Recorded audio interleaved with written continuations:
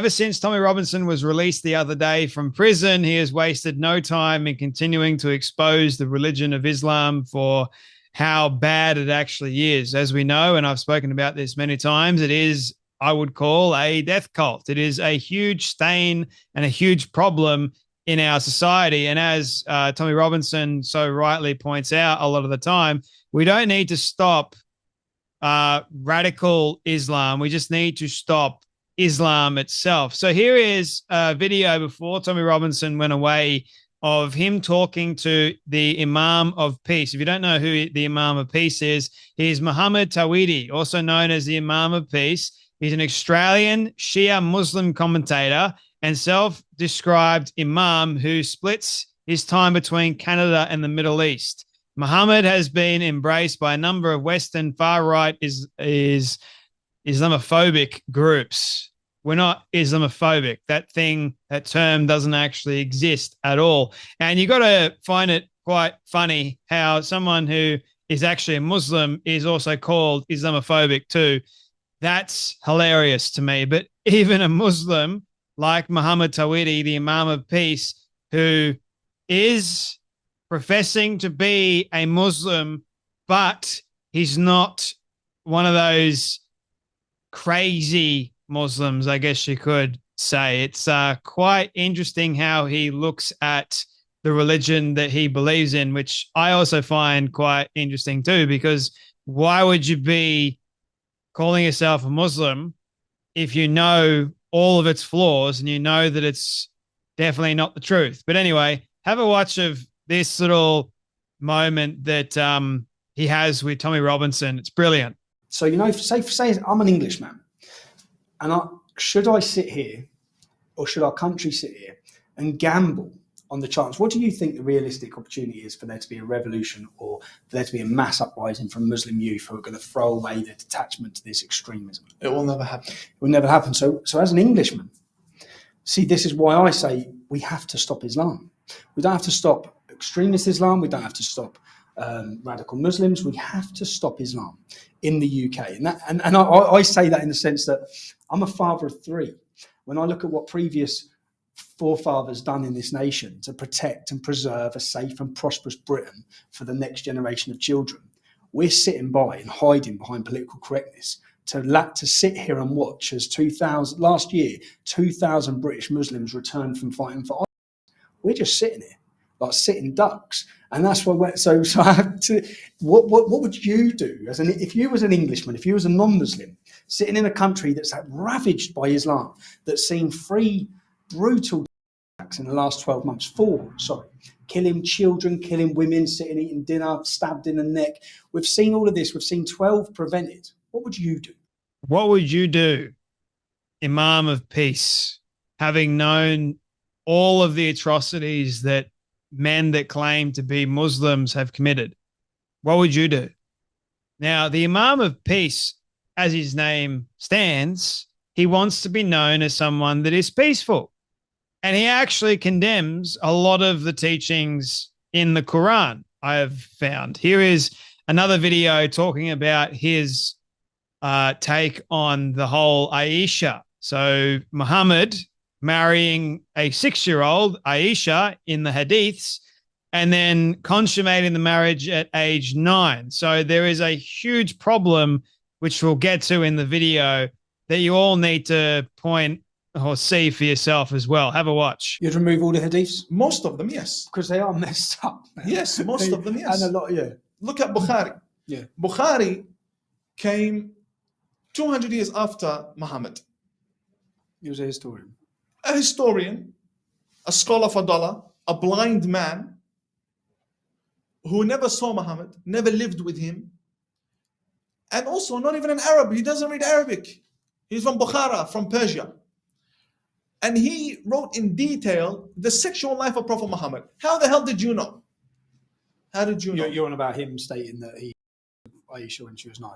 Look, Aisha wasn't 9 or 6. No, Shias do not accept that, right? No, no one accepts that. This is well, you know what I ask imams. Yeah. Any imams I've met, I ask that question because something for me would be very difficult for anyone who follows Islam is accepting that the true messenger of God come down and married a 6-year-old child and she was 9. So I ask every imam I meet, do you accept that? And they say yes. They say yes because it's in Sahih Bukhari. No, they say yes because they're hiding something from you. What are they hiding? Okay, let me tell you. The clergy, the clerical system, we have all agreed, our system, let's say the Vatican of Islam, we've all agreed that we need to tell the world that Aisha was 6 years old or 9 years old. We've agreed to tell the world. Why? She wasn't 6 Why or would 9. you agree to tell She her? was 21. I've heard the argument. I've heard this argument. But why would you agree? Why? And this is the first time I say this on camera. Okay. What's more important in Islam is that Muhammad marries a virgin. So she weren't a virgin. You're saying she had been about. Aisha had been about. So you're all lying because you want everyone to think he married a pure girl, whereas really he married a... Oh my God, that's a different side to the argument. Sorry for laughing. I can't. No, I want you to laugh. I can't say any more, but you got it. What they're essentially saying is a child abuser is better than admitting she wasn't a virgin. That's essentially what they're saying. So Bukhari, this apparent historian from Persia, never met the Prophet Muhammad, wrote 200 years after the Prophet Muhammad, and has said that he met Aisha when she was 6, married her when she was 6, and then consummated the marriage at age 9. That's what so many people want you to believe, because loads of Muslims apparently believe that, right? And Bukhari wrote about it. I think correct me if I'm wrong, but it could be in the hadiths as well. But apparently the correct Muslims, like the Imam of Peace, go, Aisha was 21. But most Muslims, in fact, a vast majority of the Muslims, believe that Muhammad married her when she was 6 and then consummated at age 9. That's interesting. Why is that? And also in Islamic countries, you have children being married off to older men, and they see that as okay. So they're using this as somewhat of an excuse to allow child exploitation, as it were. Now that, my friends, is interesting. Why would a religion that claims to be the final religion, why would the messenger of God, per se, say that it's okay for you to R-word, grape a young child? If it was truly God, why would he say that and then go, it is better for you to hang a millstone around your neck than touch an innocent child? Why would he contradict himself? Simple truth is he wouldn't, because God, the real God, and Jesus being one, know full well that it's wrong to harm or touch an innocent child. Do not remove the innocence from a child. But in Islam, they accept it. They embrace it. They allow for the graping of young children. It's the PDF file. That's what it is, ladies and gentlemen. And they promote it. And you've got the Imam of Peace going, this is wrong. The whole system of Islam have embraced it and accepted it. Why is that? Tommy's even asked a number of imams, and they go, yes, we accept it. Because if we don't accept it, we're a kafir. We get accused of being false. We can't question. All right, if you can't question, then you're following blindly.